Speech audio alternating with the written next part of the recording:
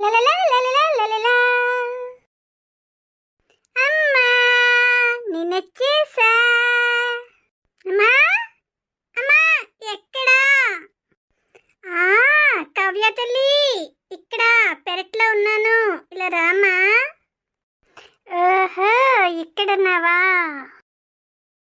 అమ్మా రోజు నేను స్కూల్ నుంచి వచ్చేటప్పటికి ఇలా పూల మొక్కలకి నీళ్లు పోస్తూ ఉంటావా? అవునమ్మా కావ్య, మరి వేసవికాలం కదా, మొక్కలకి నీళ్లు పోయకపోతే వాడిపోవు. మన పూల తోటలో పూలు ఎంత చక్కగా పూస్తున్నాయో చూసావా మరి? అందుకే అమ్మ రోజు పూల మొక్కలకి నీళ్లు పోస్తుందన్నమాట. అవును అన్నమాట. అమ్మా ఆగమ్మా, నేను చెప్పే మాట విను. సరే సరే చెప్పు, మరి ఏంటి విషయం? అమ్మా మా స్కూల్లో పాటల పోటీలు ఉన్నాయంట.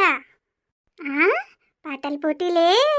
ఆహా, మా కవ్య తల్లి ఏ పాట పాడబోతుందంట? కానీ నేను పాల్గొనటం లేదమ్మా. ఎందుకు? ఎందుకంటే ఈసారి పాటల పోటీలో ఎక్కువ మంది పాల్గొంటున్నారంటమ్మా. పోటీ చాలా గట్టిగాను కష్టంగా ఉంటుందంట.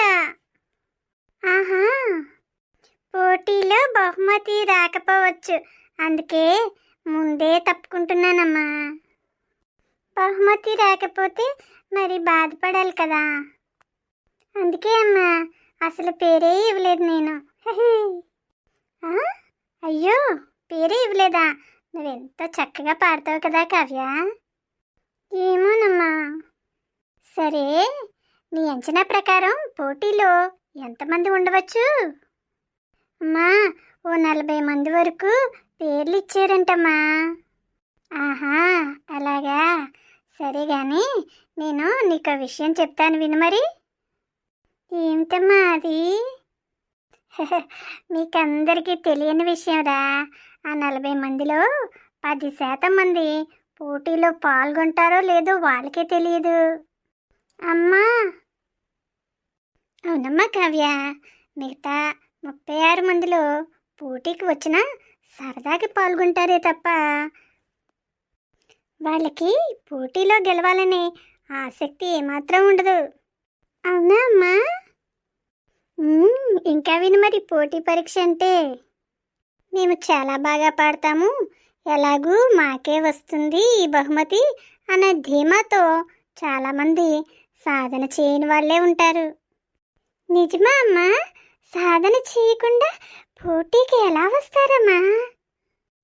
అవునమ్మా కావ్య, అలాగే వచ్చేస్తూ ఉంటారు. ఇంకా మిగిలిన వాళ్ళలో అత్యవసర పరిస్థితుల్లో పోటీకి హాజరు కాని వాళ్ళు కొంతమంది ఉంటారు.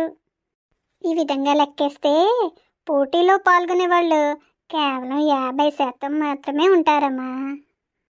అంటే 40 మంది పేర్లు ఇచ్చారు కదా, 20 మందే వస్తారా అమ్మా? అవును కావ్య, పోటీకి భయపడి చాలామంది అసలు పేర్లే ఎవరు తెలుసా? నిజమే అమ్మా. సరే ఇప్పుడు చూడు, 20 మందికి 4 బహుమతులుంటాయి, అందులో కావ్య ఉండదంటావా చెప్పు? ఎందుకుండదమ్మా, తప్పకుండా ఉంటుంది. అమ్మా రేపే పాటల పోటీలో నా పేరు నమోదు చేయించుకుంటాను. భలే తెలివిరా. అమ్మా మరి నాకు మంచి పాట నేర్పిస్తావా? ఓ ఎందుకు నేర్పించను, మంచి పాట నేర్పిస్తానమ్మా నీకు. నేను బాగా సాధన చేసి పోటీలో పాల్గొని మంచి బహుమతి గెలుచుకుంటానమ్మా. వెరీ గుడ్ నాన్న, వెరీ గుడ్ తల్లి. అది నా బంగారు తల్లి కావ్య అంటే. ఎప్పుడైనా సరే పోటీకి భయపడి ముందుగానే తప్పుకోకూడదు. అందులో పాల్గొనడానికి కారణాలు చూడాలే తప్ప వదులుకోవడానికి కాదు. ఎంతమంది పోటీ పడుతున్నారనే దానికన్నా మనం ఎంత శ్రద్ధగా ఉంటున్నామన్నదే ముఖ్యం. మరి పిల్లలు గమనించారు కదా, పోటీ పరీక్ష అంటే భయపడకూడదు. అమ్మా నువ్వు చెప్పిన విషయాలన్నీ మా స్నేహితులకు చెప్తాను. ఇక లోపలికి వెళ్దామా? మరి నీకోసం మంచి పాటను వెతకాలి కదా. ఓకే అమ్మా. కావ్య మంచి పాటని ఎంచుకుంది, చక్కగా సాధన చేసింది, వాళ్ళ అమ్మతో చెప్పినట్లుగానే మంచి బహుమతి గెలుచుకుంది.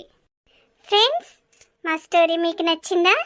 నచ్చితే తప్పక లైక్ చేయండి, షేర్ చేయండి, సబ్స్క్రైబ్ చేయండి. Bye friends. మరో కొత్త స్టోరీతో మరలా మీ ముందుకు వస్తాం. మీ జై విహారీ.